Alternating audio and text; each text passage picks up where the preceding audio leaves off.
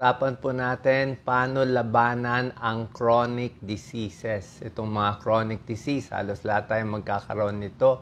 Mga sakit sa puso, diabetes, arthritis, cancer, pag-edad, di ba? Kasama lahat yan. Ngayon po, meron ako na research na napakagandang topic. Ang pinaka-root cause nitong lahat ng inflammation sa puso, sa arthritis, ang cause nito po ay titingnan natin ano yung mga root causes. At dahil nga sa inflammation ang pinakadahilan nito, magbibigay tayo ng tips, anong lifestyle change para maiwasan yung inflammation. Ano rin yung top 12 foods na panlaban sa pamamaga. Yan kasi ang word natin pamamaga sa katawan. So, tulad nito, ayan, sakit sa puso, inflammation din yan, pamamaga ng ugat. Yung mga rheumatoid arthritis, inflammation din yan. So, yan ang tingin ng mga scientists. Ito yung talagang problema natin. Paano siya babawasan? Ito ring inflammation nagkakos ng obesity, aging, heart disease, allergy, pati mga autoimmune disease. Marami sa atin nagsasuffer sa autoimmune disease, yung mga may psoriasis, may hyperthyroid, may lupus, lahat yan, diabetes, cancer, pati aging. Okay? Unang-una, anong dahilan? Bakit tumatanda yung tao? Bakit nagkakaroon nitong maraming sakit? Ano yung dahilan? Ito yung 8 dahilan. Number 1, stress. Pag sobrang stress, mas tumatanda, mas nagkakasakit. Stress, galit, mental health. Number 2, environmental toxins. Nagkakos din ng inflammation. Siyempre, baka exposed tayo, hindi natin masabi. Number 3, air pollution. Air pollution, usok, masama din. Number 4, pag-edad. Pag tumatanda, ay humihina rin yung katawan.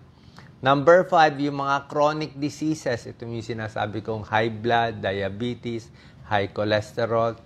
Number 6, smoking and alcohol. Siyempre, dapat tigil sigarilyo, tigil alak. Nagpapalala ng chronic disease. Number 7, namamana din. Genetics, let's say, magulang mo, maaga nagkaroon ng heart disease, maaga nagkaroon ng cancer, yun din iniiwasan natin. And number 8, ang mahalaga, pagkain. Merong pagkain na nagpro-promote ng inflammation. Ito yung ayaw natin. Kaya nga, ang tinataya nga na dahil nga dito sa mga pagkain ito, kaya marami nagkaka-cancer, sakit sa puso, diabetes, arthritis, at iba pa. Ano tong mga quote-unquote bad foods na nagpapalala ng inflammation? I think alam niyo na itong mga bad foods, di ba? Siyempre, red meat. Masyado maraming karne, masyado maraming baboy at baka, mga steak, hamburger, paulit-ulit.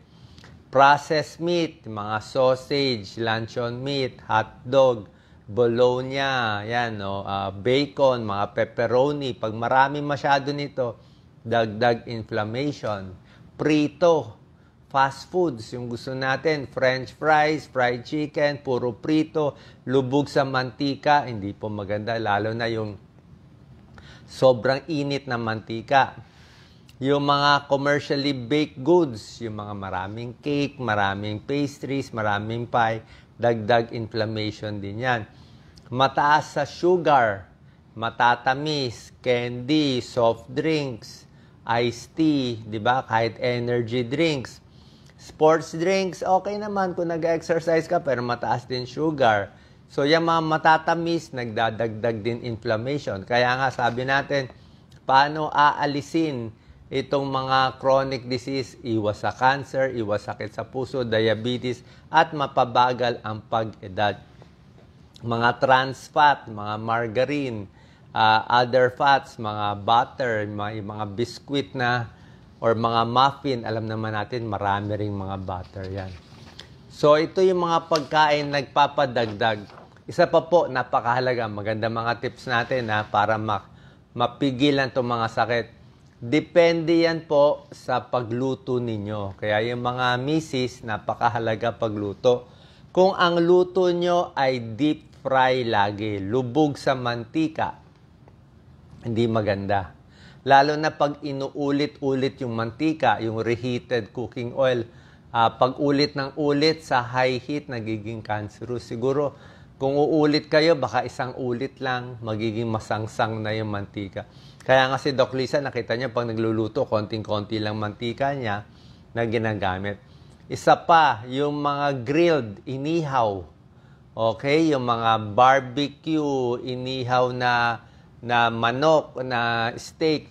Ang problema kasi minsan, pag inihaw natin, bukod sa baka masunog, syempre tutulo yung mantika nung karne, di ba? Pag tumulo siya sa apoy, yung karne, yung oil dumikit sa apoy, magiging hindi magandang chemical, eh.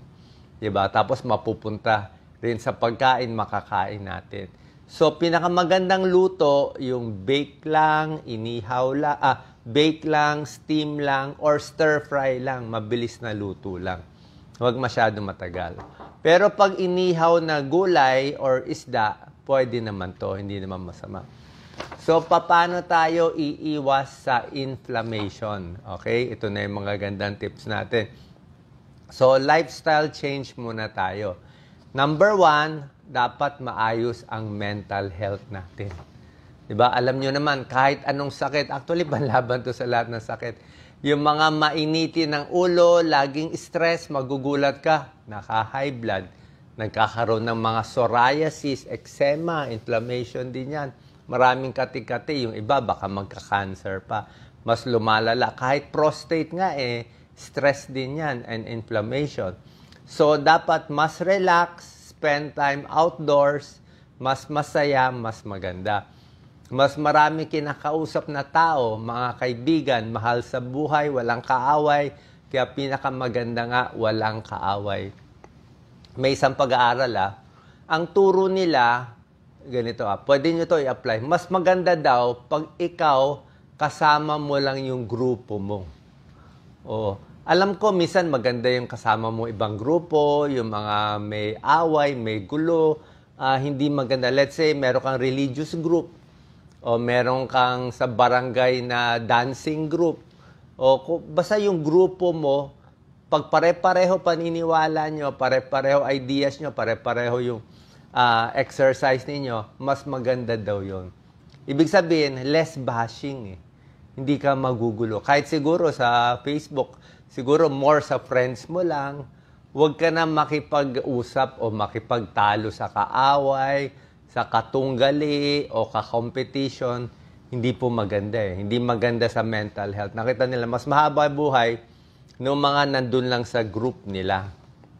Nakita nila yan sa Japan at ibang lugar na mahaba ang buhay. Isa pa, to combat inflammation, uminom ng maraming tubig. Simpleng-simple lang, 8 to 10 glasses of water. Sasabihin mo, Doc, anong connection ng tubig sa inflammation? Alam natin, tubig, di ba? Iwas UTI, para sa dehydration. Pero hindi natin alam, ang tubig, kailangan maraming inumin para gumana yung organs natin. Ang atay natin, very important siya. Nagme-metabolize sa mga chemical at iba pa. Hindi siya gagana ng maayos pag kulang siya sa tubig. Kahit utak natin, pag dehydrated ka, sasakit ulo mo. Kahit bituka natin, hindi maganda ang galaw pag kulang ka sa tubig. Kailangan kompleto ka sa tubig. Lalo na kidneys natin. Masisira kidneys natin, ang alat-alat kinakain, ang init-init, tapos kulang ka pa sa tubig. Di ba? So, tubig talaga pampabuhay. 8 to 10 glasses, kung mainit, 10 to 12 glasses of water in a day, mga 2 to 3 liters. Sapat na tulog combats inflammation. 7 to 8 hours. Kasi pag natutulog tayo, dyan naghihilom ang katawan. Konting paaraw, okay din siya panlaban sa inflammation. Exercise, napakahalaga. Okay? Mas nag-exercise, mas dadalo yung dugo natin, mas maganda yung circulation sa paa. Diba? Hindi magbubuo dugo, circulation sa paa, circulation sa puso, circulation sa baga at sa utak. Social connection, stress management, at ito nga pinakamahalaga, yung pagkain. Ituturo ko na po sa inyo, ito yung pinaghandaan ko. Actually, matagal ko na-prepare tong topic na to, 2 days ko ginawa Tuturo ko sa inyo ang top 12 anti-inflammatory foods. Okay? Alam natin, pag gulay at prutas, diba, sabihin natin, healthy yan, maganda yan. Pero, merong top 12 eh. Yung pinaka-anti-inflammatory foods base sa pag-aaral. Nandito yung top 12. Isa-isahin natin. Number 1 out of 12. Hindi ko muna inayos yung sa presyo. Alam ko kasi mga ibang tips ko, yung ano yung abot kaya ng kababayan natin. Okay naman. Pwede natin lagyan ng mas mura, wala namang problema. Pero sasabihin ko lang muna kung ano yung may pag-aaral. Tapos kung hindi natin ma-afford, pili tayo nung a little mas mura. Okay? Number 1 out of 12 anti-inflammatory food, yung mga berries. Strawberry talaga. Lagi ko sinasabi, strawberry. Kung nasa ibang bansa kayo, baka meron kayong blueberry, raspberry, blackberry, cranberry, kung meron kayo sa ibang bansa. Pero dito sa atin, strawberry, lahat ng berries, maraming anthocyanin. Anti-inflammatory siya, nakakabawas ng mga sakit. Bawas cancer, bawas heart disease, maganda sa immune system, mas hindi ka tataba. Huwag mo lang lagyan ng maraming gatas itong mga strawberry mo. Number 2, lagi ko tinuturo, fatty fish. Diba?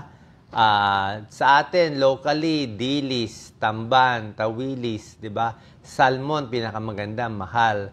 Sardines, mackerel, lahat yan, fatty fish. Kahit bangus, medyo fatty fish na rin. Ang fatty fish, mataas sa omega-3 fatty acids, para siyang fish oil. May EPA, may DHA. Ang fatty fish, panlaban sa diabetes, heart disease, arthritis, at kidney disease. Ang fatty fish may kasamang resolvin at protectins, mga antioxidant to. Pag kumain ng maraming isda, 3 to 5 times in a week, so bawat linggo, mga every other day, bumababa ang C-reactive protein. Alam to ng mga cardiologists at ng mga doktor. Pag mababa C-reactive protein, less pamamaga sa katawan. Number 3 out of 12 na top anti-inflammatory food, broccoli talaga eh. Pwede na rin cauliflower, broccoli, cauliflower, kale. Ang broccoli, napakamahal, pero talagang maraming pag-aaral ang broccoli. Meron siyang sulforaphane. Mataas ang level ng sulforaphane ng broccoli, isang antioxidant, anti-cancer, at talagang super healthy siya. Kaya sabi ko, pag ito kakainin mo, malabo magkaroon ka ng diabetes, high cholesterol, at sakit sa puso. Number 4, avocado. Kasama avocado sa top anti-inflammatory foods. May potassium, may magnesium, may fiber, may monounsaturated fat pa. Good fat siya. May carotenoids and tocopherols. Lahat yan nakakabawas ng cancer and heart disease. Huwag lang lagyan ng maraming gatas. Number 5, green tea. Okay? Ako gusto ko chamomile tea. Kasi chamomile tea, pamparelax para sa tiyan, pampatulog, pang-anxiety. Pero green tea, ito may pag-aaral siya. Iwas sa heart disease, cancer, Alzheimer's disease, ulyanin, memory, obesity. Okay? Meron siyang component na EGCG. Itong green tea, napakaganda. Number 6, lagi niluluto ni Doc Lisa, bell pepper. Diba? Yung bell pepper, ang ganda ng kulay. Sobra daming vitamin C and antioxidant. May quercetin na antioxidant pa. Pang diabetes, pang maraming sakit, pampalakas ng immune system. Number 7, shiitake mushroom.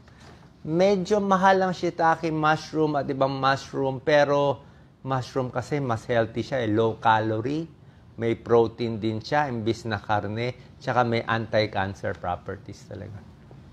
Mushroom, may selenium, copper, maraming vitamin B, at marami siyang phenols at antioxidant. Iwas pamamaga. Iwas dito sa mga hundreds of sakit na binanggit ko. Number 8, maganda itong mga citrus fruits kasama ang grapes. Pwede na rin orange. Grapes kasi may anthocyanin. Anong grapes ang maganda? Mahal ang grapes eh. May grapes na green, may grapes na violet, may grapes na black. Actually, sa pag-aaral, mas maganda yung mas dark. black grapes or yung violet grapes. Mas maraming antioxidant, mas maraming resveratrol. Ito yung ginagamit sa red wine. Pero mas maganda grapes na lang ang kainin mo kaysa mag-red wine. Kaya nga healthy yung red wine dahil sa grapes, hindi dahil sa alcohol. Maraming anthocyanin ng grapes, iwas heart disease, diabetes, arthritis, Alzheimer's at sakit sa mata. At itong resveratrol ng grapes, inaral to sa animal studies. Sa animal studies kasi, mas mahaba buhay nung kumakain ng yung nakaka-intake ng maraming resveratrol. Number 9, turmeric, luyang dilaw. Pero garlic, bawang, healthy na rin. Turmeric may curcumin. Curcumin, anti-inflammatory compound. Number 10, pagdating sa mantika, para sa akin, dapat konti lang mantika. Gamitin nyo kung gusto nyo man corn oil, coconut oil, di konti lang, di ba? Healthy ba siya? Hindi siya healthy, at least konti lang ginamit mo, di ba? Pero yung may pag-aaral na oil na sa ibang bansa, talagang proven to sa Mediterranean diet, mahirap kasi natin talunin to mga studies nila. Marami silang pag-aaral talaga, libo-libong tao.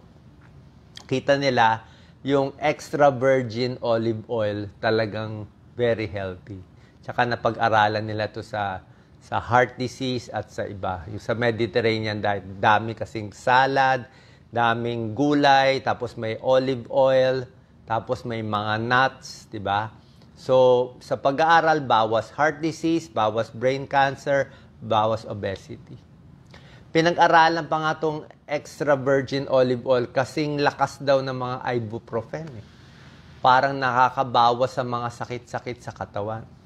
Number 11 out of 12, dark chocolate. Hindi ordinary chocolate, hindi milk chocolate, hindi siya white chocolate. Ito yung very dark chocolate na mga 70 to 80% cocoa.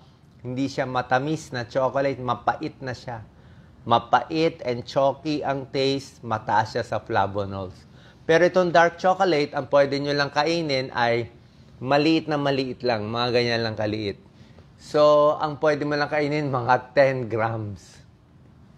Isang ganyang kalaki ng dark chocolate, 100 grams yan. So, 10 grams lang, 10% lang. So, 10 grams, mga 5 times a week. Ang maximum mo per week, mga 50 grams ng dark chocolate per week. Ganun lang ang kadami. Pag kumain ka na isang buong bar, 100 grams per week, wala na daw benefit. Pag sinobrahan mo yung dark chocolate, wala nang benefit. Dapat konti lang. Kasi pag sinobrahan mo, tataba ka na. Kasi may good fat siya, pero may sugar pa rin siya. So, dapat konti lang. Tsaka dapat, mas dark, mas maganda. Ako, kinakain ko 85% cocoa Mapait na mapait, sanayan, pero maliit lang yung kinakain ko. 10 grams, mga 60 calories na mataas siya. Kaya hindi pwede dumami ng 10 grams. 60 calories na siya, baka tumaba tayo. And number 12, tomatoes, kamatis. Kamatis, mataas sa vitamin C, potassium, lycopene. Tapos maganda niluluto pa yung tomatoes sa konting oil para lumabas yung lycopene content. So nakita nyo po, ito yung mga top 12 anti-inflammatory foods, pampahaba ng buhay. Ito yung pangontra natin sa inflammation, tulad nga na sinabi ko, pati nga may picture ko dito. Inflammation, kailangan natin yan. Exercise, be happy, bawas stress, habaan ng tulog, mag-hydrate, para iwasan itong mga chronic diseases na pinakita ko. Okay. May nagtatanong, mango, hindi kasama ang mango sa mga top Oo, marami tayong mangga.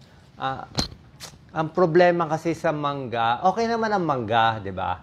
Kaya lang ang mangga nakakataba at masyado mataas ang calories ng mangga. Mangga kasi parang kanin Para siyang kanin. Kaya ang recommended nga bawat kainan, isang pisngi lang.